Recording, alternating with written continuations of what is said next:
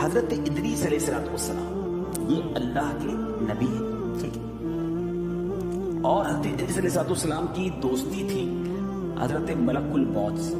حضرت ملک الموت کون ہے؟ جو روح قبض کرتے ہیں۔ ملک الموت کا معنی بھی یہ ہوتا ہے روح قبض کرنے والا فرشتہ، ٹھیک ہے، روح قبض کرنے والے فرشتے تو حضرت اسرائیل علیہ السلام ہے، وہ ساری دنیا میں جب بھی کوئی مرتا ہے جس کا انتقال کا وقت ہوتا ہے اس کی روح وہی قبض کرتے ہیں۔ اچھا یہاں ایک بڑی خوبصورت بات بھی بتا دوں، عقیدہ بھی مضبوط ہوگا، نبی پاک کی یوں سمجھیے کہ مزید طاقت اور پیارے آقا کی شان بھی ذہن میں آئے گی۔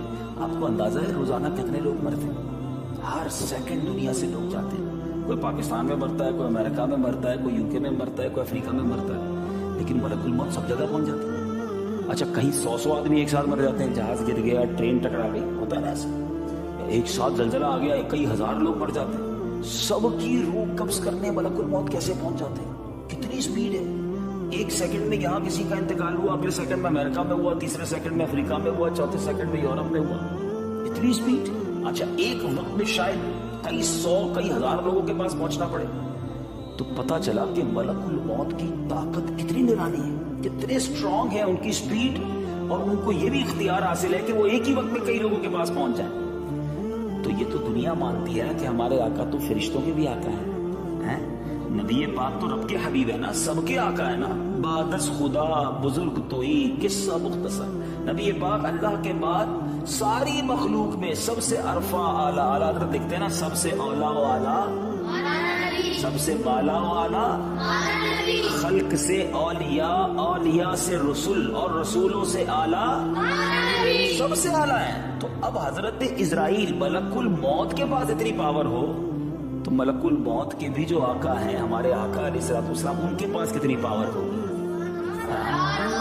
کیا نعرہ لگا، کیسے سٹائل سے، او سبحان اللہ، ماشاءاللہ۔ تو بہرحال تو بل کہنے کی بات یہ ہے کہ یہ وہ چیزیں یاد ہونی چاہیے کہ کوئی ہمارے دل میں کیسے شیطان وسوسہ ڈال دے کہ نبی پاک مدینہ پاک میں ہیں تو ہماری مدد کیسے فرمائیں گے، تو ہم کیسے پیارے آقا علیہ السلام ہمارے قریب آئیں گے۔ نبی پاک تو سب کے آقا ہیں، جب چاہیں جدھر چاہیں تشریف لے جائیں، ساری دنیا ان کی، ٹھیک ہے۔ تو فرشتوں کی پاور دیکھ کر ہمیں نبی پاک علیہ السلام کی قوت، طاقت، اتھارٹی اور قدرت کا اندازہ ہونا چاہیے، ٹھیک ہے۔ اچھا یہ بات تو ہو گئی۔ اب ملک الموت کی دوستی تھی حضرت ادریس علیہ السلام سے۔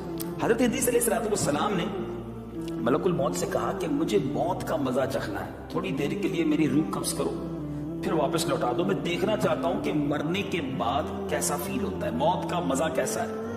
آپ اللہ کے نبی بھی ہیں اور ملک الموت آپ کے کلوز یوں سمجھے دوست تھے، تو انہوں نے ان کی روح قبض کی، تھوڑی دیر کے بعد اس روح کو واپس لوٹا دیا، ٹھیک ہے۔ اس کے بعد آپ نے فرمایا مجھے جہنم دیکھنی ہے تاکہ مجھے اللہ کا خوف ہو اور میں دیکھوں جہنم کیسی ہے۔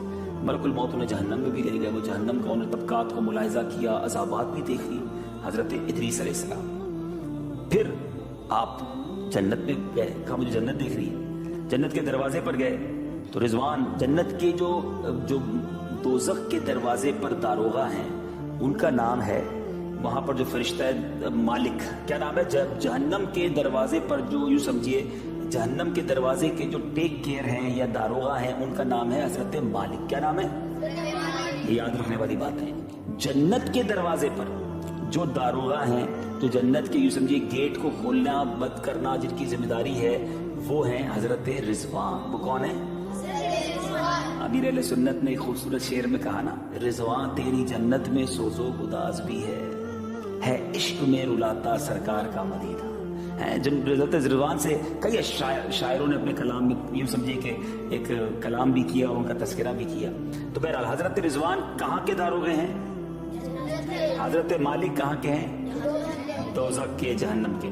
تو حضرت رضوان سے بھی کہا حضرت ادریس نے کہ دروازہ کھولو مجھے جنت دیکھنی، انہوں نے دروازہ کھولا، آپ جنت میں چلے گئے۔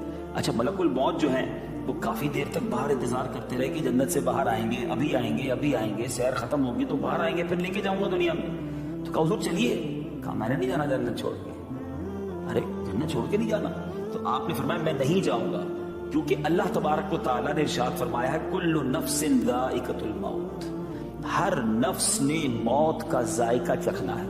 تو میں نے موت کا ذائقہ چکھ لیا، تھوڑی دیر کے لیے تو موت آئی تھی نا، انہیں روح قبض کی گئی تھی، پھر لوٹا دی۔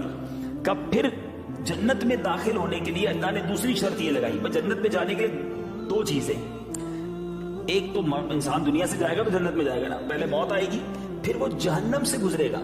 ہر شخص نے پل صراط سے گزرنا ہے۔ جو جہنمی ہوں گے، اللہ جن سے ناراض ہوگا، وہ تو کٹ کٹ کر جہنم میں گر جائیں گے۔ جو پل صراط پار کر جائیں گے، اللہ راضی ہوگا، ایمان کے ساتھ دنیا سے گئے ہوں گے، تو وہ جنت میں داخل ہو جائیں گے۔